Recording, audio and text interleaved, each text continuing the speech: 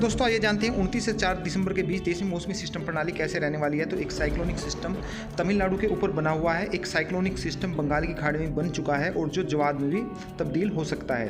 एक cyclonic system Gujarat के दक्षिणी हिस्से में भी देखा जा सकता है। आइए जानते हैं अगले 24 से 48 घंटों के दौरान देश में मौसम का हाल कैसे रहने वाला है। तो तमिलनाडु और केरल, इन दो राज्यों में पिछले 24 घंटे में भी भारी बारिश हुई है और आने वाले 24 से 48 घंटों में भी यहाँ पर भारी से बहुत ज़्यादा भारी बारिश की संभावनाएं हैं और यहाँ पर बाढ़ के भी हालात बन सकते हैं और तमिलनाडु में तो कई लोगों की जानें भी चली गई हैं। इसके अलावा कर्नाटक, आंध्र प्रदेश में भी अच्छी खासी बारिश होगी। महाराष्ट्र और गोवा में आने वाले 2 दिनों में यहाँ पर भी अच्छी खासी बारिश देखने को मिलेगी। तेलंगाना के दक्षिणी हिस्सों, उड़ीसा के तटीय भागों में भी हमें बारिश देखने को मिल सकती है। वहीं पश्चिम बंगाल, त्रिपुरा, मिजोरम, मणिपुर, नागालैंड, इन इलाकों में बारिश की कोई संभावना नहीं है। अरुणाचल प्रदेश, मेघालय, असम में छुट-पुट बारिश हो सकती है।